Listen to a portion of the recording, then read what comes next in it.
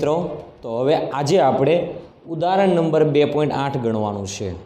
ઉદાહરણ નંબર જે 2.8 છે એ આપણે આગળના લેક્ચરોમાં ત્રુટીઓના સરવાળા અને બાદબાકી કઈ રીતે કરવા તેની આપણે વાત કરેલી. ખ્યાલ આવ્યો? એટલે બે રાશિ છે, એટલે કે કોઈ પણ રાશિના બે માપન છે, એ માપનના સરવાળા અને બાદબાકી કઈ રીતે કરવા અને એમાં આવતી ત્રુટીઓના સરવાળા કે બાદબાકી હોય ત્યારે શું કરવું એના વિશેની આપણે વાત કરેલી. ખ્યાલ આવ્યો? એ કોન્સેપ્ટ બેઝ આપણી પાસે અત્યારે દાખલો છે અને દાખલો આપણે ગણવાનો છે. ઓકે, ચાલો. થર્મોમીટર વડે બે પદાર્થોના તાપમાન માપવામાં આવે છે. આપણને ખબર છે થર્મોમીટર જે સાધન છે તાપમાન માપવા માટેનું સાધન છે. તો થર્મોમીટર વડે બે પદાર્થોના માપવામાં આવેલા તાપમાન અનુક્રમે તાપમાન આપેલા છે. એક પદાર્થનું તાપમાન છે તેનું નામ આપેલું છે T1. ખરેખર આની સંજ્ઞા કેપિટલ ટી લખો તો પણ એ અને સ્મોલ ટી લખો તો પણ એ. રકમમાં આપણને સ્મોલ ટી આપેલું છે તો આપણે લખી શકાય સ્મોલ T1 બરાબર સોલ્યુશનમાં સ્મોલ T1 બરાબર 20°C plus or minus 0.5°C. આનો મતલબ એવો થાય કે આ જે તાપમાન છે પહેલા પદાર્થનું એનું સાચું મૂલ્ય 20°C છે, પરંતુ પ્લસ ઓર માઇનસ એટલે ત્રુટી છે 0.5°C, કે જેને આપણે આ રીતે લખી શકાય T1 બરાબર T1 plus or minus delta T1. ખ્યાલ આવ્યો આ વસ્તુમાં? જ્યાં T1 એટલે આપણે કહી શકાય 20°C અને ડેલ્ટા T1 બરાબર લખી શકાય 0.5°C. આ પદાર્થના તાપમાનનું મૂલ્ય દર્શાવે છે અને આ એમાંથી ત્રુટી જે છે એ દર્શાવે છે કે જેને આપણે નિરપેક્ષ અથવા સરેરાશ નિરપેક્ષ ત્રુટી કહીએ છીએ. ખ્યાલ આવ્યો આ વસ્તુમાં? ઓકે, ચાલો. બીજા પદાર્થનું તાપમાન તમને આપેલું છે T2 બરાબર 50°C plus or minus 0.5°C. એટલે આપણે લખી શકાય કે બીજા પદાર્થનું તાપમાન T2 બરાબર 50°C plus or minus 0.5°C. Okay, તો T2 બરાબર આવશે T2 plus or minus delta T2. Okay, તો જ્યાં આપણે T2 બરાબર સાચું મૂલ્ય છે 50°C અને ડેલ્ટા T2 બરાબર છે 0.5°C. ખ્યાલ આવ્યો આ વસ્તુમાં? ઓકે, આપણને હવે પ્રશ્ન પૂછેલો છે તો બંને પદાર્થોના તાપમાનનો તફાવત આપણે 2 દિવસ પહેલાં કીધેલું, તફાવત એટલે બાદબાકી. તફાવત કરવો એટલે બાદબાકી કરવાની, એટલે બીજા પદાર્થમાં તાપમાનમાંથી પહેલા પદાર્થનું તાપમાન બાદ કરી દેવાનું. તો તફાવત અને તેમાં ઉદ્ભવતી ત્રુટીની ગણતરી કરો. એટલે આપણે વાત કરેલી તે પ્રમાણે સરવાળો હોય કે બાદબાકી હોય, હંમેશા ત્રુટીઓનો સરવાળો જ થઈ શકે છે. ઓકે, તો આપણે કહી શકાય કે T1 બરાબર 20°C છે અને T2 બરાબર 50°C છે અહીંયાથી. તો બંને પદાર્થના તાપમાનમાં તફાવત લખવો હોય તો આવું લખી શકાય કે બંને પદાર્થના તાપમાનનો તફાવત T is equal two T2 minus T1. T બરાબર T2 છે 50°C અને T1 છે 20°C, એટલે વધશે કેટલા? તો કે 30°C. ખ્યાલ આવ્યો આ વસ્તુમાં? આ તાપમાનનો તફાવત છે. ઓકે, ચાલો. હવે એમાં આપણે ઉદ્ભવતી ત્રુટીની ગણતરી કરીએ. ઓકે, આપણે વાત કરેલી કે તફાવત છે બે મૂલ્ય છે એની બાદબાકી કરીએ છીએ ત્યારે તેમાં ઉદ્ભવતી ત્રુટીની હંમેશા સરવાળો જ કરવામાં આવે છે. ઓકે, તો આપણે લખી શકાય કે તફાવતને લીધે ઉદ્ભવતી નિરપેક્ષ ત્રુટી કેટલી આવશે? ડેલ્ટા ટી બરાબર delta T1 plus delta T2. ખ્યાલ આવ્યો આ વસ્તુમાં? કારણ કે આપણે ત્યારે નિયમ બોલતા હતા કે સરવાળો હોય કે બાદબાકી હોય, પરિણામમાં ઉદ્ભવતી નિરપેક્ષ ત્રુટી એ બંને ત્રુટીના સરવાળા જેટલી હોય છે. એટલે આપણે કહી શકાય delta T1 plus delta T2 is equal to delta T1 એટલે 0.5°C પ્લસ ડેલ્ટા ટુ એટલે 0.5 સેલ્સિયસ બંનેનો સરવાળો કરાવો એટલે 1 સેલ્સિયસ થશે એટલે ડેલ્ટા ટી બરાબર 1 સેલ્સિયસ થશે. ખ્યાલ આવ્યો આ વસ્તુમાં વિદ્યાર્થી મિત્રો? ઓકે, ચાલો હવે આપણે ટોટલ મૂલ્ય લખવું હોય કે પદાર્થના તાપમાનના તફાવતનું મૂલ્ય લખવું હોય તો આ રીતે લખી શકાય કે ત્રુટિ આધારિત મૂલ્ય ટી બરાબર ત્રુટિ આધારિત તાપમાનનું મૂલ્ય લખવું હોય તો ટી બરાબર T plus or minus delta T is equal two T બરાબર ટી કેટલા હશે 30 Celsius plus or minus delta T એટલે 1 સેલ્સિયસ એકમ પણ સાથે સાથે લખી નાખીએ 30 Celsius plus or minus 1 Celsius. તો આ થઈ ગયું તાપમાનનો તફાવત પણ નિરપેક્ષ ત્રુટિના આપણે વાત કરીએ કે નિરપેક્ષ ત્રુટિના પ્રમાણમાં આ 1 સેલ્સિયસ હશે એ નિરપેક્ષ ત્રુટિ છે તો તાપમાનનો તફાવત એ નિરપેક્ષ ત્રુટિના સંદર્ભમાં આપણે જવાબ લખેલો છે તો અહીંયા આગળ લખી શકાય કે તાપમાનનો તફાવત નિરપેક્ષ ત્રુટિના સંદર્ભમાં છે. નિરપેક્ષ ત્રુટિના સંદર્ભમાં છે. ખ્યાલ આવ્યો આ વસ્તુમાં વિદ્યાર્થી મિત્રો? ઓકે, આવી રીતે આનો તફાવત પણ પૂછી શકે અથવા બે પદાર્થોનો સરવાળો તાપમાનના તફાવતનો અહીંયા તફાવત પૂછેલો છે તો એની જગ્યાએ બીજું પણ પૂછી શકે કે બે પદાર્થના તાપમાનનો સરવાળો કેટલો થાય. ખ્યાલ આવ્યો? તો આ બંનેનો સરવાળો કરવાનો પણ ત્રુટિઓનો તો હંમેશા સરવાળો જ થશે. ખ્યાલ આવ્યો? પરંતુ અહીંયા આગળ આપણને તફાવત એટલે બાદબાકી પૂછેલી છે તો આપણે આ રીતે દાખલો ગણવો પડશે. ખ્યાલ આવ્યો આ વસ્તુમાં વિદ્યાર્થી મિત્રો? ઓકે, તો આ તો આપણો ઉદાહરણ નંબર 2.8. ઓકે, થેન્ક યુ મિત્રો. તો હવે આપણે ઉદાહરણ નંબર 2.9 ગણીએ. જુઓ, અવરોધનું સૂત્ર તમારે 10મા ધોરણમાં આવ્યું હતું કે અવરોધ R બરાબર વોલ્ટેજ અપોન પ્રવાહ. ઓકે, R બરાબર V/I, જ્યાં V એટલે વોલ્ટેજ હશે અને I એટલે પ્રવાહ છે. તાર હોય, તારમાં કંઈક ને કંઈક અવરોધ હોય જે તમે 12મા ધોરણમાં આગળ ભણશો, પરંતુ આ સૂત્ર તમે 10મા ધોરણમાં ભણીને આવી ગયા છો. ઓકે, ચાલો, વોલ્ટેજનું મૂલ્ય તમને આપેલું છે 100 plus or minus 5 volt. Okay, તો આપણે પહેલાં લખી દઈએ કે વોલ્ટેજ V બરાબર 100 પ્લસ ઓર માઇનસ 5 વોલ્ટ. તો એમાં આ જે છે ને એ ખરેખર મૂલ્ય છે અને આ એની ત્રુટિ છે. તો આપણે કહી શકાય કે V બરાબર V plus or minus delta V. ખ્યાલ આવ્યો આ વસ્તુમાં? એકમ છે વોલ્ટ, સંજ્ઞા છે વી અને એકમ છે વોલ્ટ. ઓકે, તો આપણે લખી શકાય કે જ્યાં વી બરાબર 100 વોલ્ટ એટલે અવરોધ જે છે એમાં વોલ્ટેજ હશે, એમાં 100 વોલ્ટનો વોલ્ટેજ હશે અને એના માપનમાં ત્રુટિ છે 5 વોલ્ટની. ખ્યાલ આવ્યો આ વસ્તુમાં? ઓકે, ચાલો, હવે આપણને આપેલો છે પ્રવાહનું સૂત્ર, પ્રવાહ તમને આપેલો છે I બરાબર 10 પ્લસ ઓર માઇનસ 0.2 એમ્પિયર. પ્રવાહનો એકમ એમ્પિયર છે. ઓકે, I બરાબર I plus or minus delta I લખી શકાય. ખ્યાલ આવ્યો? તો I એટલે શું છે તો કે પ્રવાહનું સાચું મૂલ્ય, ડેલ્ટા I એટલે શું છે તો કે પ્રવાહના માપનમાં ત્રુટિ. તો આપણે લખી શકાય કે જ્યાં I બરાબર 10 એમ્પિયર અને ડેલ્ટા I બરાબર 0.2 એમ્પિયર. ખ્યાલ આવ્યો આ વસ્તુમાં? ઓકે, ચાલો, હવે આપણને પૂછેલો છે કે અવરોધના માપનમાં પ્રતિશત ત્રુટિ મેળવો.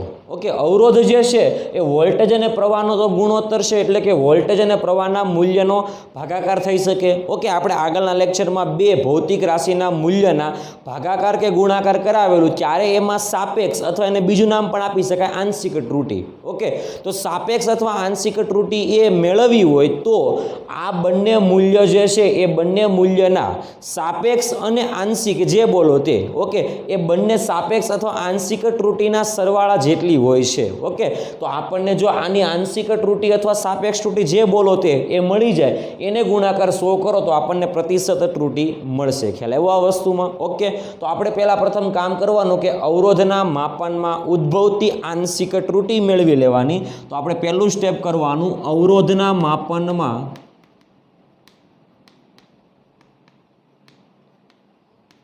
ઉદ્ભવતી આંશિક ત્રુટિ કે જેને કહેવામાં આવે સાપેક્ષ ત્રુટિ. ખ્યાલ આવ્યો આ વસ્તુમાં? ઓકે, કેટલી આવશે? તો ડેલ્ટા આરના છેદમાં R is equal to delta વીના છેદમાં વી પ્લસ ડેલ્ટા આઈના છેદમાં આઈ. ખ્યાલ આવ્યો આ વસ્તુમાં? ઓકે, ચાલો હવે ડેલ્ટા આરના છેદમાં આરની આપણે વાત કરવી હોય તો આપણે આંશિક અથવા એને સાપેક્ષ ત્રુટિ કહેવાય. તો ડેલ્ટા આરના છેદમાં આર, ડેલ્ટા વીના છેદમાં વી. ડેલ્ટા વી આપણને આપેલા છે 5 અને વી આપેલા છે 100, તો કહી શકાય 5 ડિવાઇડેડ બાય 100 પ્લસ ડેલ્ટા આઈ આપેલા છે 0.2 ડિવાઇડેડ બાય 10. 5 ભાગાકાર 100 કરો તો 0.05, 0.2 ડિવાઇડેડ બાય 10 કરો તો 0.02. તો કહી શકાય ડેલ્ટા આરના છેદમાં આર ઇઝ ઇક્વલ ટુ 0.07. આટલી આપણને આંશિક અથવા સાપેક્ષ ત્રુટિ મળશે. ઓકે, આપણને મેળવવાની કીધેલી છે અવરોધના માપનમાં પ્રતિશત ત્રુટિ. તો આપણને આંશિક અથવા સાપેક્ષ ત્રુટિ મળેલી છે. તો અવરોધના માપનમાં પ્રતિશત ત્રુટિ ડેલ્ટા આરના છેદમાં આર એને ગુણ્યા 100 કરશો તો તમને ટકાવાર પ્રમાણમાં ત્રુટિ મળશે 0.07. એને ગુણ્યા 100% કરશો તો તમને પ્રતિશત ત્રુટિ મળશે 7% જેટલી. ખ્યાલ આવ્યો આ વસ્તુમાં વિદ્યાર્થી મિત્રો? ઓકે, તો આવી રીતે આપણે અવરોધના માપનમાં પ્રતિશત ત્રુટિ મેળવી શકાય છે. ખ્યાલ આવ્યો આ વસ્તુમાં વિદ્યાર્થી મિત્રો? આ હતું ભાગાકાર અથવા ગુણાકાર. અહીંયા ભાગાકાર આપેલો છે. બીજો કોઈ એવો સંબંધ હોય કે જે તમને ગુણાકારમાં હોય તો પણ આપણે કરવાનો તો આ જ સ્ટેપ, કારણ કે આપણે થિયરી આવી ગઈ કે ગુણાકાર અને ભાગાકારમાં ઉદ્ભવતી સાપેક્ષ બોલો કે આંશિક બોલો, એ આંશિક ત્રુટિ કેટલી હોય તે. ખ્યાલ આવ્યો આ વસ્તુમાં? ઓકે, તો આ હતું આપણું ઉદાહરણ નંબર 2.9. Okay, thank you. નમસ્કાર વિદ્યાર્થી મિત્રો, તો હવે આપણે ઉદાહરણ નંબર 2.10 જોઈએ. ઉદાહરણ નંબર 2.10 એ આ પાઠમાં સૌથી મોસ્ટ આઈએમપી ઉદાહરણ છે, એટલે બરાબર ધ્યાન આપજો. ઓકે, ઉદાહરણ નંબર 2.10 સૌથી મોસ્ટ આઈએમપી કહી શકાય તેવું ઉદાહરણ છે. ઓકે, ચાલો તમને બે અવરોધોના મૂલ્ય આપેલા છે. હમણાં આપણે અવરોધવાળો દાખલો ગણેલો પણ એ અલગ હતો અને આ કંઈક અલગ છે. ઓકે, અવરોધનું મૂલ્ય છે એટલે એક તાર છે કે જેનો અવરોધ છે 100 ± 3 ઓમેગા. અવરોધનો એકમ ઓહમ બોલો કે ઓમેગા બોલો. ઓકે, તો પહેલા અવરોધ જે છે એનું મૂલ્ય છે R1 બરાબર 100 ± 3 ઓમેગા અને R2 એટલે બીજા તારનો અવરોધ છે કે જેનું મૂલ્ય છે 200 ± 4 ઓમેગા. ઓકે, તો આપણે R1 માટે લખવું હોય તો R1 બરાબર 100 ± 3 ઓમેગા છે, તો આપણે આવું લખી શકાય R1 બરાબર R1 ± ડેલ્ટા R1. ખ્યાલ આવ્યો? તો આપણે લખી શકાય જ્યાં R1 બરાબર 100 ઓહમ અને R2 ડેલ્ટા R1 બરાબર 3 ઓહમ. ખ્યાલ આવ્યો આ વસ્તુમાં? ઓકે, આવી જ રીતે બીજા અવરોધ માટે લખી શકાય R2 બરાબર 200 ± 4 ઓહમ. તો આને આ રીતે લખી શકાય R2 બરાબર શું લખી શકાય? તો કે R2 ± ડેલ્ટા R2 ઓહમ. ખ્યાલ આવ્યો? તો R2 બરાબર બોલો તો આપણે કહી શકાય કે જ્યાં R2 બરાબર 200 ઓહમ અને R1 બરાબર 4 ઓહમ. ઓકે, ચાલો હવે આપણને પ્રશ્ન પૂછેલો છે કે આ બંને અવરોધોને શ્રેણી અને સમાંતરમાં જોડતા સમતુલ્ય અવરોધ કેટલો આવશે તે મેળવવાનું છે. ઓકે, શ્રેણીમાં જોડીએ અને સમાંતરમાં જોડીએ. તમારે 10મા ધોરણમાં આવી ગયું અવરોધોનું શ્રેણી જોડાણ અને અવરોધોનું સમાંતર જોડાણ. ખ્યાલ આવ્યો? 10મા ધોરણમાં આવી ગયું છે, 12મા ધોરણમાં આવશે. ખ્યાલ આવ્યો? અત્યારે આપણને સમતુલ્ય પૂછેલું છે. કોનું કોનું? તો બે અવરોધ છે, એકમાંથી શ્રેણી અને સમતુલ્ય પૂછેલું છે. તમને અહીંયા શ્રેણી અને સમાંતરનો તમને સમતુલ્ય અવરોધનું સૂત્ર કેટલું આવે તે આપેલું છે. શ્રેણી માટે R બરાબર R1 + R2 આવશે અને સમાંતર માટે આપણે નવું સૂત્ર 1/R' = 1/R1 + 1/R2. આવું 10મા ધોરણમાં આવતું હતું. ઓકે, તો આપણે સૌ પ્રથમ શ્રેણી માટે અને ત્યારબાદ આપણે સમાંતરમાં સમતુલ્ય અવરોધ મેળવીશું. ઓકે, તો આપણે પહેલાં શ્રેણી માટે સમતુલ્ય અવરોધનું જો સૂત્ર લખવું હોય ત્રુટી સાથે, તો સમતુલ્ય અવરોધનું સૂત્ર શ્રેણી માટે આ રીતે લખી શકાય. સમતુલ્ય અવરોધનું મૂલ્ય ત્રુટી સાથે લખવું હોય તો આ રીતે લખી શકાય. શ્રેણીમાં R is equal two R plus or minus delta R. અને સમાંતર માટે લખવું હોય, શ્રેણી માટે આ રીતે લખી શકાય. સમાંતર માટે લખવું હોય તો R dash is equal two R dash plus or minus delta R dash. આ રીતે લખી શકાય. ખ્યાલ આવ્યો? આ આપણે મેન સૂત્ર છે. આની અંદર આપણે કિંમત મૂકવાની છે અને આપણે જવાબ લાવવાનો છે. ઓકે, તો સૌ પ્રથમ આપણે સ્ટાર્ટ કરીએ શ્રેણી માટે. તો શ્રેણી જોડાણ માટે જો આપણે ત્રુટિવાળું એટલે કે નિરપેક્ષ ત્રુટિવાળું આપણે જો સમીકરણ જોતું હોય તો R બરાબર R plus or minus delta R જરૂર પડશે. ખ્યાલ આવ્યો? તો આ બંને અવરોધો છે, આ બંને અવરોધોનો જો ડાયરેક્ટ સરવાળો કરાવીએ, ઓકે, તો R બરાબર શું આવશે? R1 plus R2. ઓકે, તો આપણે કહી શકાય શ્રેણી જોડાણ માટે સમતુલ્ય અવરોધ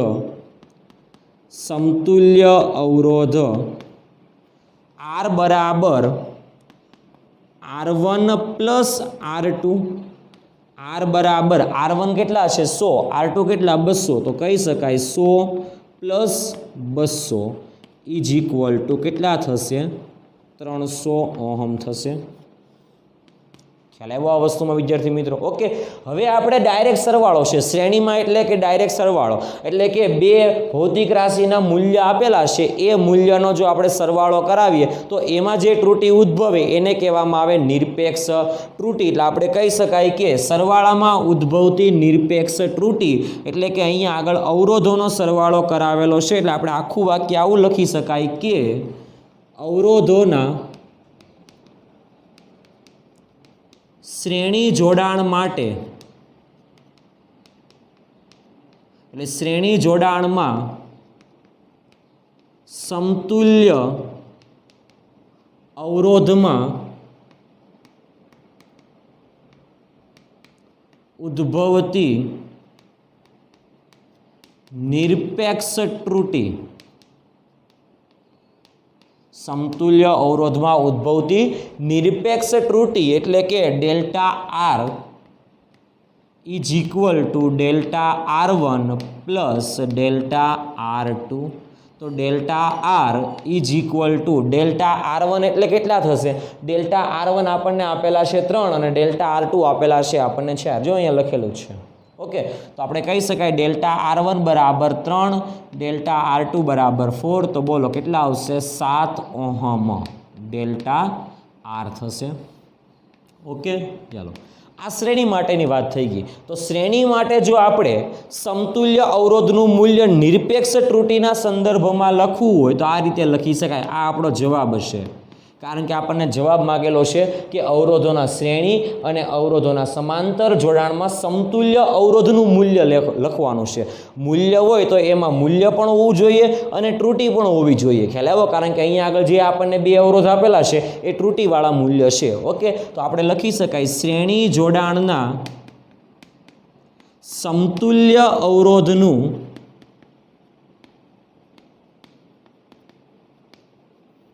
એટલે સમતુલ્ય અવરોધનું મૂલ્ય કોના સંદર્ભમાં લખવાનું છે? આપણે નિરપેક્ષ ત્રુટિના સંદર્ભમાં, નિરપેક્ષ ત્રુટિના સંદર્ભમાં લખવું હોય તો R બરાબર R plus or minus delta R.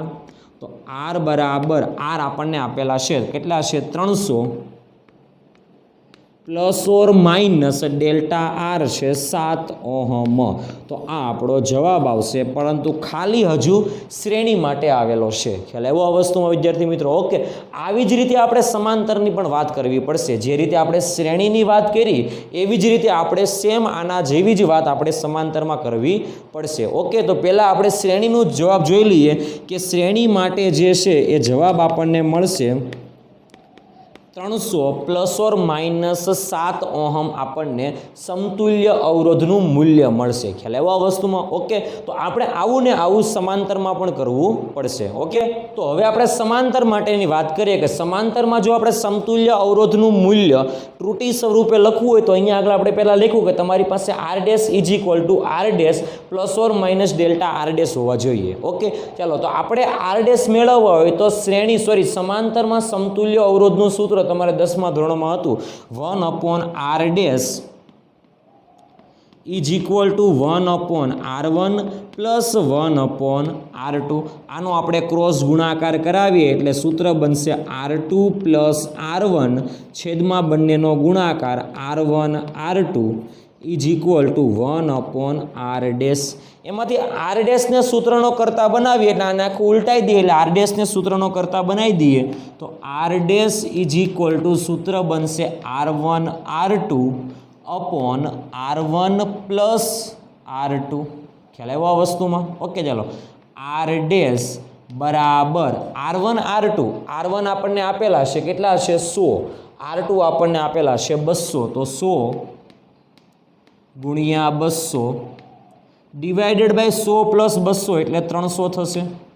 Okay, ચાલો, તો અહીંયા આગળ આ બધું કેન્સલ, તો 200 ડિવાઇડેડ બાય 3 કરો તો આપણને આર ડેશ મળે અને આર ડેશ બરાબર 200 ડિવાઇડેડ બાય 3 કરીએ તો 66.6666 સમથિંગ આવે. તો આપણે સાર્થક અંકોને ધ્યાનમાં લઈને જો આપણે ગણતરી કરીએ તો આનો જવાબ આવશે 66.7 omega.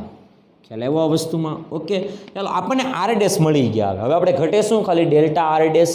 Okay, delta R dash માટે તમને તો ડેલ્ટા આર ડેશનું તમને સૂત્ર આપેલું છે. જુઓ, delta R dash upon R dash square is equal to delta r1 upon r1 square plus delta r2 upon r2 square. ખ્યાલ આવ્યો. હવે એમાંથી આપણે ડેલ્ટા આર ડેશને સૂત્રનો કરતા બનાવીએ તો આર ડેશ સ્ક્વેર છે એ સામે જશે એટલે નવું સૂત્ર ખાસ ધ્યાન આપજો. Delta R dash is equal to R dash square counts, આને આપણે કાઉન્સ કહી દઈએ તો ડેલ્ટા r1 ના છેદમાં r1 square plus delta r2 ના છેદમાં r2 સ્ક્વેર.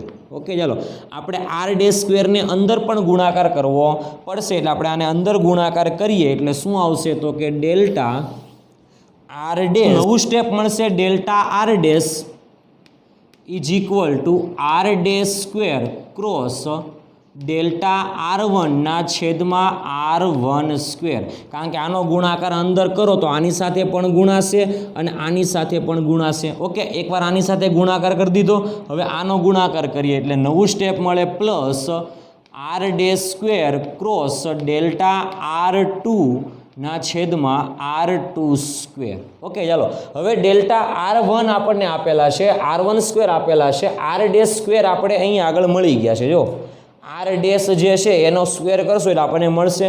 ઓકે, તો બોલો વેલ્યુ કેટલી આવશે? Delta R dash is equal to R dash જે છે એ 66.7 આખા પદનો સ્ક્વેર ક્રોસ ડેલ્ટા r1 જે છે એની વેલ્યુ આપણી પાસે છે 3, r1 સ્ક્વેર જે છે એની વેલ્યુ આપણને r1ની વેલ્યુ છે 100 તો એનો સ્ક્વેર કરશું. ઓકે, પ્લસ સરવાળો છે એટલે કન્ટિન્યુ લખવાનું પણ અહીંયા આગળ આવશે નહીં એટલે હું નીચે લખું છું આર ડેશ સ્ક્વેર 66.7 આખા પદનો સ્ક્વેર ક્રોસ ડેલ્ટા r2ની વેલ્યુ આપણી પાસે છે કેટલા છે 4, ડિવાઇડેડ બાય R2 આપણને આપેલા છે કેટલા છે 200 આખા પદનો સ્ક્વેર. ખ્યાલ આવ્યો આ વસ્તુમાં? ઓકે, એટલે હવે તમારે કેલ્ક્યુલેટરમાં બરાબર ખાસ ધ્યાન આપવાનું છે ગણતરીમાં.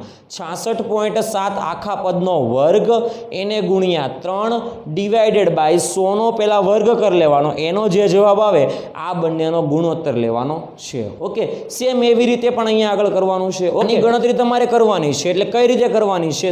66.7 આખા પદનો વર્ગ એને ગુણ્યા 3 ડિવાઇડેડ બાય 100નો વર્ગ. તમે આટલાની ગણતરી કરશો એટલે એનો તમારે જવાબ કેલ્ક્યુલેટરમાં આવશે 1.334667. ખ્યાલ આવ્યો?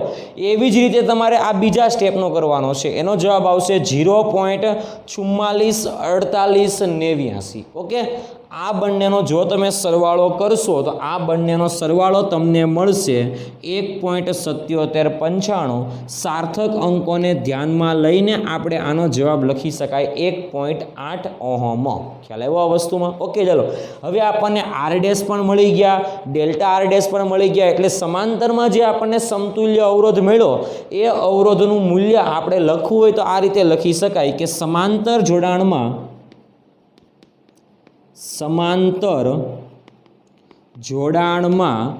સમતુલ્ય અવરોધ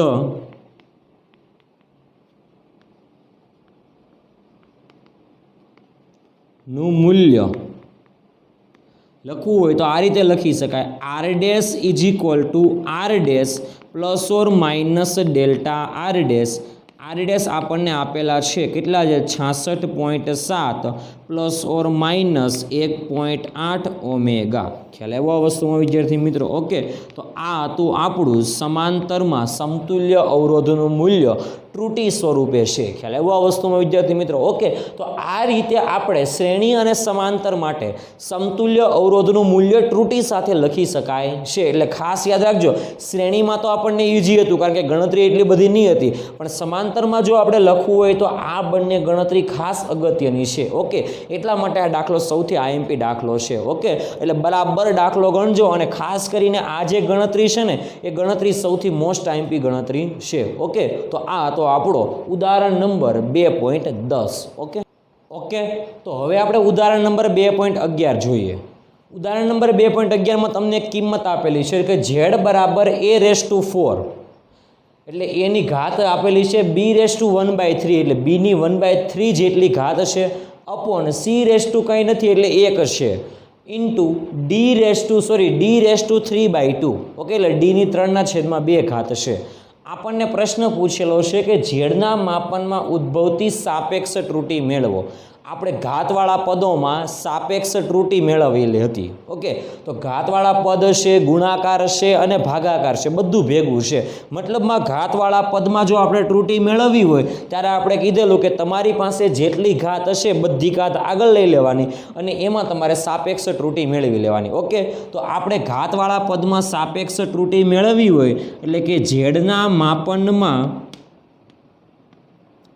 જો સાપેક્ષ ત્રુટી મેળવવી હોય એટલે ઝેડના માપનમાં સાપેક્ષ ત્રુટી ડેલ્ટા ઝેડના છેદમાં Z is equal two a⁴ છે તો ઘાત આગળ આવી જાય 4, તો એના માપનમાં સાપેક્ષ ત્રુટી ડેલ્ટા એના છેદમાં a પ્લસ સરવાળો જ કરવાનો છે. આપણે ગુણાકાર હોય કે ભાગાકાર હોય હંમેશા સાપેક્ષ ત્રુટીઓનો સરવાળો કરીએ છીએ. ઓકે, b⁴ છે એટલે 1/3 ને આગળ લેવાનું, તો 1/3 ડેલ્ટા બીના છેદમાં બી પ્લસ સીની ઉપર 1 ઘાત છે એટલે 1 લખે 1 ન લખે કંઈ ફરક નહીં પડે, ડેલ્ટા સીના છેદમાં સી પ્લસ ડીની 3/2 ઘાત છે એટલે 3/2 આગળ લઈ લઈએ, 3/2 ડેલ્ટા ડીના છેદમાં ડી. ખ્યાલ આવ્યો આ વસ્તુમાં વિદ્યાર્થી મિત્રો? ઓકે, તો આ હતી આપણી ઝેડના માપનમાં ઉદ્ભવતી સાપેક્ષ ત્રુટી ડેલ્ટા ઝેડના છેદમાં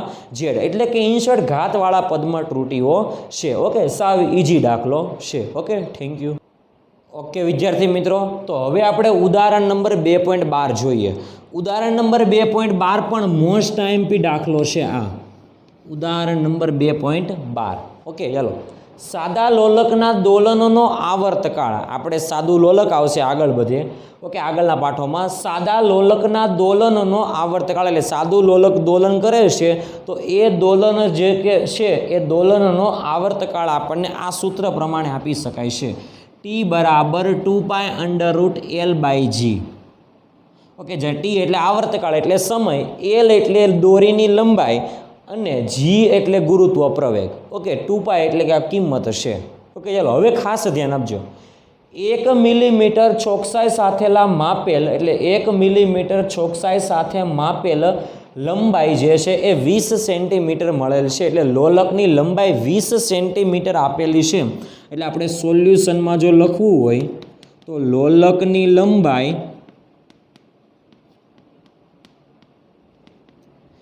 એલ બરાબર 20 સેન્ટીમીટર છે.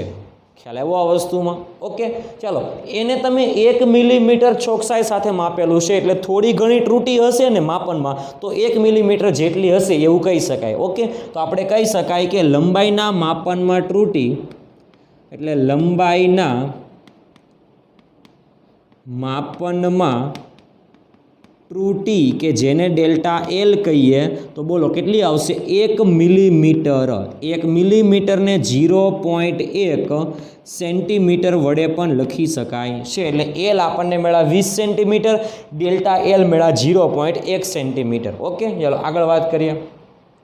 હવે આપણને કીધેલું છે કે 1 સેકન્ડ વિભેદનવાળી કાંડા ઘડિયાળથી 100 દોલનો માટેનો માપેલો સમય 90 સેકન્ડ મળે છે.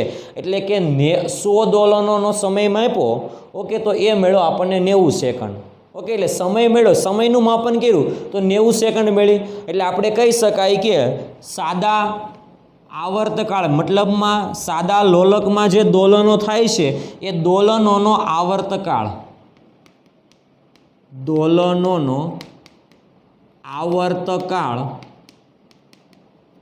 ટી બરાબર 90 સેકન્ડ છે. ઓકે, કેટલા સેકન્ડ વિભેદનવાળી ઘડિયાળથી આપણે માપ્યું? 1 સેકન્ડ વિભેદનવાળી ઘડિયાળથી આપણે માપેલું છે. એટલે આપણને જે આ સમયનું માપન મળ્યું ને એ માપનમાં ત્રુટી હોય ને તો વધારેમાં વધારે 1 સેકન્ડ જેટલી હોય, કારણ કે આપણે 1 સેકન્ડ વિભેદન ધરાવી શકે એવા સાધન વડે માપન કરેલું છે. એટલે આપણે કહી શકાય કે આવર્તકાળના માપનમાં ઉદ્ભવતી ત્રુટી જે રીતે અહીંયા લંબાઈના માપનમાં ત્રુટી હતી તો એ રીતે લખી શકાય કે સમય બોલો કે આવર્તકાળ બોલો, સમયના માપનમાં ઉદ્ભવતી ત્રુટી ડેલ્ટા ટી બરાબર 1 સેકન્ડ જેટલી છે. ખ્યાલ આવ્યો આ વસ્તુમાં?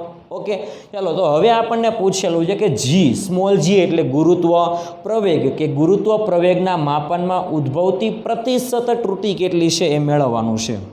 ઓકે, પ્રતિશત ત્રુટી મેળવવી હોય તો એના માટે પહેલાં આપણે આંશિક ત્રુટી મેળવવી પડે. ઓકે, તો આપણે પહેલાં આંશિક ત્રુટી મેળવવાનો પ્રયાસ કરીએ, પછી એને ગુણાકાર 100 કરશું એટલે આપણને પ્રતિશત ત્રુટી મળી જશે. ઓકે, ચાલો તો આપણને આવર્તકાળનું સૂત્ર આપેલું છે ટી બરાબર 2π√L/g.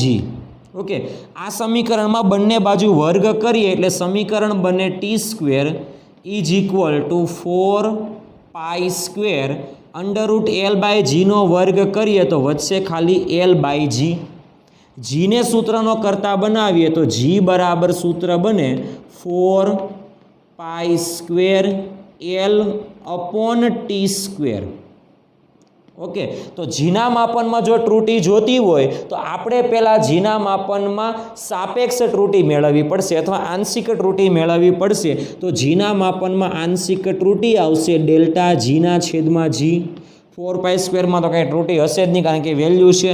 લંબાઈના માપનમાં ત્રુટી મેળવવી હોય તો ડેલ્ટા એલના છેદમાં એલ અપોન જે છે t² એ ઘાતવાળું પણ પદ છે અને ભાગાકારમાં ઉદ્ભવતી પણ સાપેક્ષ ત્રુટી છે. એટલે આપણે ડાયરેક્ટ સરવાળો કરવાનો, ઘાત આગળ લઈ લેવાની, ડેલ્ટા ટીના છેદમાં ટી. ખ્યાલ આવ્યો આ વસ્તુમાં? ઓકે, તો આના માપનમાં એટલે ગુરુત્વ પ્રવેગના માપનમાં આપણને સાપેક્ષ ત્રુટી મળી જશે.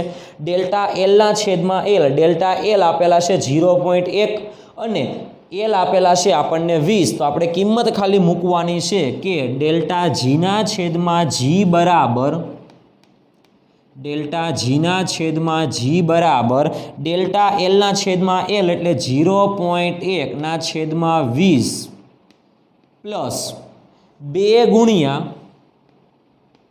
ડેલ્ટા ટી સમયના માપનમાં ઉદ્ભવતી ત્રુટિ 1 સેકન્ડ છે એટલે 1 ના છેદમાં કેટલા આવશે ટી ટી આપણને આપેલા છે 90 ખ્યાલ આવ્યો આ વસ્તુમાં ઓકે તો ડેલ્ટા જીના છેદમાં જી કેલ્ક્યુલેટરમાં તમે 0.1 ડિવાઇડેડ બાય 20 કેલ્ક્યુલેટરમાં ગણતરી કરશો તો તમને વેલ્યુ મળશે 0.005 પ્લસ આની ગણતરી કરશો 2 ગુણ્યા 1 ડિવાઇડેડ બાય 90 તો તમને વેલ્યુ મળશે 0.02222 ખ્યાલ આવ્યો આ વસ્તુમાં આવી કન્ટિન્યુ મળશે આ બંનેનો સરવાળો કરાવશો તો તમને વેલ્યુ મળશે 0.027 ખ્યાલ આવ્યો ડેલ્ટા જીના છેદમાં જી ખ્યાલ આવ્યો આ વસ્તુમાં ઓકે આ આપણને જે ત્રુટિ મળી એ તો સાપેક્ષ ત્રુટિ મળી કહેવાય અને આપણને રકમમાં પ્રતિશત ત્રુટિ મેળવવાની કીધેલી છે એટલે આપણે પ્રતિશત ત્રુટિ મેળવવા માટે શું કરવું પડશે તો પ્રતિશત ત્રુટિ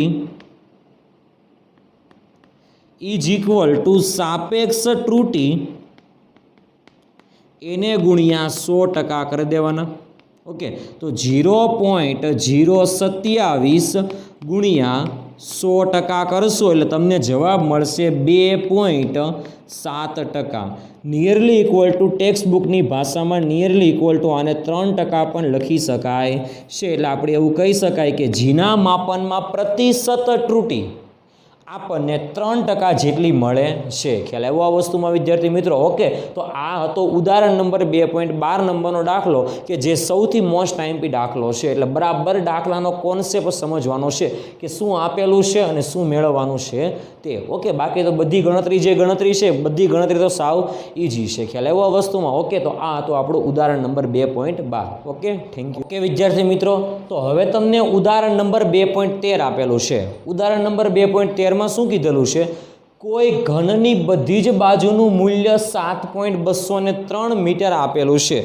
ઘન આપેલો છે એક 3 ડાયમેન્શનમાં આકૃતિ છે એટલે બરાબર કલ્પના કરજો આ એક ઘન છે ઓકે અને ઘનની બાજુનું તમને માપ આપેલું છે આ એક ઘન છે ને એ ઘનની બાજુનું માપ આપેલું છે 7.203 બધી બાજુનું માપ એક સરખું છે ઓકે આ એક ઘન આપેલો છે ઓકે તો આપણે કહી શકાય કે સમઘનની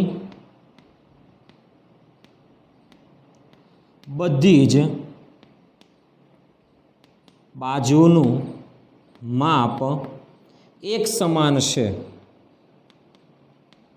ઓકે અને કેટલું છે એલ બરાબર 7.203 મીટર જેટલું છે ખ્યાલ આવ્યો આ વસ્તુમાં ઓકે ચાલો હવે આપણે આગળ વધીએ યોગ્ય સાર્થક અંકોને ધ્યાનમાં લઈને ઘનના પૃષ્ઠનું કુલ ક્ષેત્રફળ અને કદ મેળવવાનું છે ઘન જે છે ને એ ઘન આ સમઘન એ સમઘનનું કુલ પૃષ્ઠ એટલે સપાટી આખા પૃષ્ઠની સપાટીનું ક્ષેત્રફળ મેળવવાનું છે સમઘનને ટોટલ 6 પૃષ્ઠ હોય ઓકે ચાલો આપણે માની લઈએ કે સમઘનનું જે એક પૃષ્ઠ છે એ એક પૃષ્ઠનું ક્ષેત્રફળ કેટલું માની લો તમારી પાસે કોઈ આવો એક સમઘન છે ઓકે આમાં 6 જેટલી સપાટી છે એક અહીંયા 2 એક ઉપર એક નીચે બીજી 2 અને એક અહીંયા આગળ 2 ટોટલ આ સમઘનમાં 6 સપાટી છે ખ્યાલ આવ્યો પણ આ સપાટીનું ક્ષેત્રફળ પ્લસ આનું પ્લસ આનું પ્લસ આનું પ્લસ આનું આવા 6 સપાટીનું ક્ષેત્રફળ આપણે મેળવવું હોય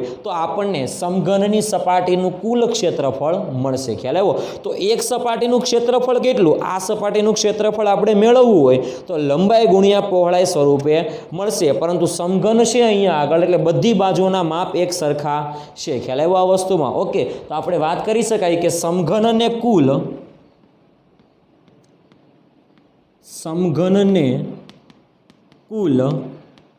6 સપાટી છે ઓકે એમાંથી એક સપાટીનું ક્ષેત્રફળ આપણે મેળવવું હોય એક સપાટીનું ક્ષેત્રફળ is equal to L square એટલે લંબાઈ ગુણ્યા પહોળાઈ લંબાઈ પણ સરખી છે પહોળાઈ પણ સરખી છે એટલે એલ સ્ક્વેર આવે એટલા માટે આપણે લખી શકાય કે સમઘનના કુલ સપાટીનું ક્ષેત્રફળ ઇઝ ઇક્વલ ટુ 6 વખત થાય એટલે 6L² થશે. ખ્યાલ આવ્યો? ઓકે, ચાલો 6L એટલે આપણને ખબર છે 7.203 એનો તમારે સ્ક્વેર કરવાનો છે. એટલે 7.203નો સ્ક્વેર થાય એને ગુણાકાર તમારે કેટલા કરવાના છે? 6 કરવાના છે. ખ્યાલ આવ્યો? ઓકે, તો આની ગણતરી જો તમે કેલ્ક્યુલેટરમાં કરશો તો તમને જવાબ મળશે 311.299 એકમ આવશે મીટર સ્ક્વેર. આ ક્ષેત્રફળ મળશે. ખ્યાલ આવ્યો આ વસ્તુમાં? ઓકે, આ ક્ષેત્રફળ જે છે એ ક્ષેત્રફળનો જવાબ પોઈન્ટ પછી તો બહુ મોટો છે, એટલો બધો આપણે દર્શાવવાનો નથી. એટલે આપણે શું ધ્યાનમાં લેવાનું છે? સાર્થક અંકોને ધ્યાનમાં લેવાનું છે. ઓકે, અહીંયા આગળ આપણે ગુણાકાર કરાવેલો છે અને આપણે ગુણાકારમાં સાર્થક અંકોને ધ્યાનમાં રાખીને રાઉન્ડ ઓફ કરવા માટેના નિયમ આવેલા. ઓકે, એમાં નિયમ શું હતો? ધ્યાન આપજો. અહીંયા આગળ ટોટલ આપણે વાત કરીએ કે અહીંયા આગળ લંબાઈ એક જ છે. ખ્યાલ આવ્યો? તો યોગ્ય સાર્થક અંકોને ધ્યાનમાં રાખીને જો આપણે જવાબ લખવો હોય તો કેટલો લખી શકાય? ટોટલ આની અંદર સાર્થક અંકો કેટલા છે? 7.203માં ટોટલ સાર્થક અંકો 4 જેટલા છે. ઓકે, તો આપણા જવાબમાં ટોટલ 4 જેટલા સાર્થક અંકો રહેવા જોઈએ, બાકીના બધાને કાઢવાના છે. ઓકે, તો રાઉન્ડ ઓફ માટે નિયમો આવેલા કે આ એક સાર્થક અંક છે, એક પણ કહેવાય, બીજો એક પણ કહેવાય અને બે પણ કહેવાય. ટોટલ 4 જેટલા સાર્થક અંકો છે, તો અહીંયાથી આપણે કાઢવાનું છે.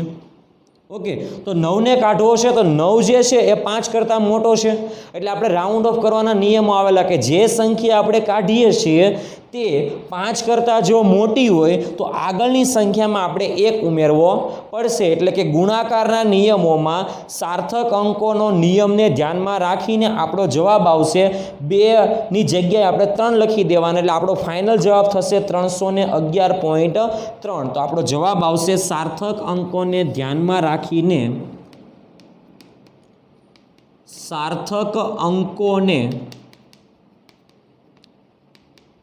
ધ્યાનમાં રાખતા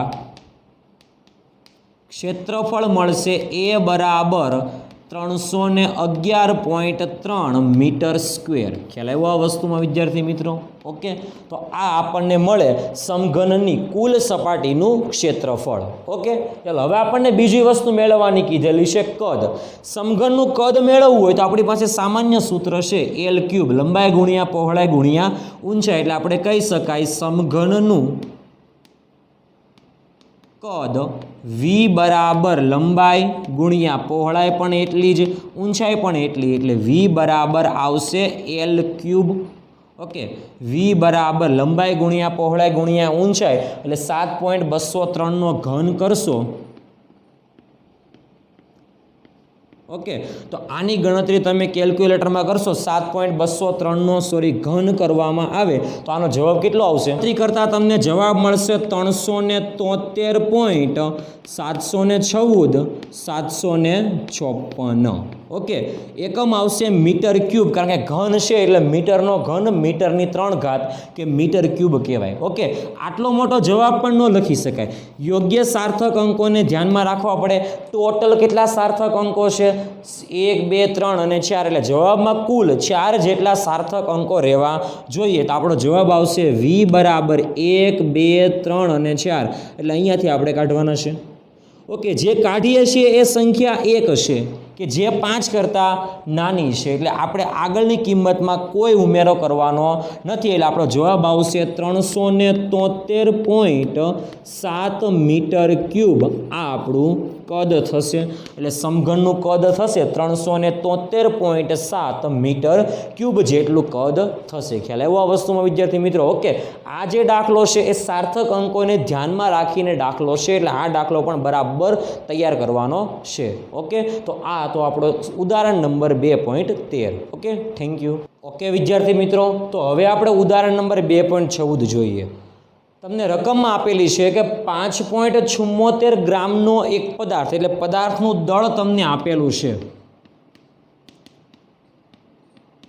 પદાર્થનું દળ કે જેને આપણે સ્મોલ m કહીએ, 5.74 ગ્રામ જેટલું દળ આપેલું છે. ઓકે, અને એ પદાર્થ જે છે 1.2 સેન્ટીમીટર ક્યુબની જગ્યા રોકે છે, એટલે કદ આવે તો આપણે કહી શકાય પદાર્થનું કદ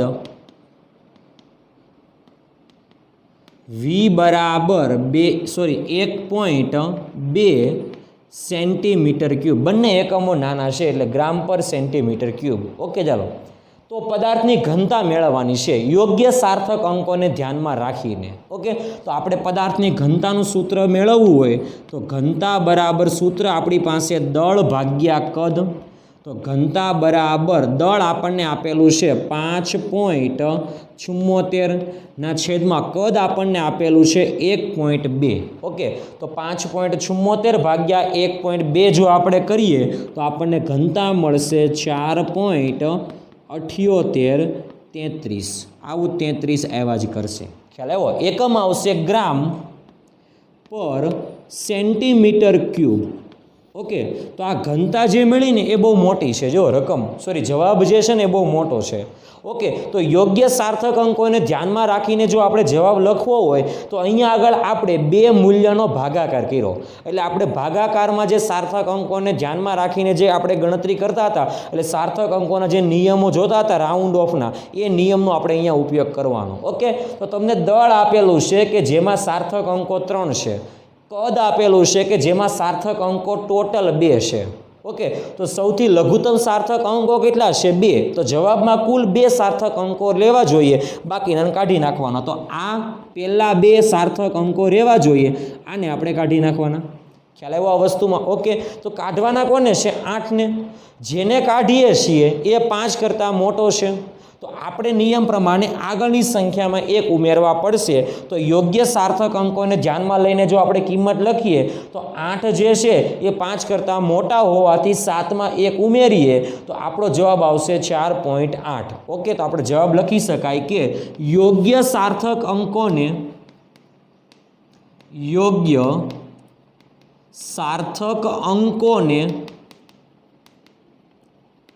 ધ્યાનમાં રાખી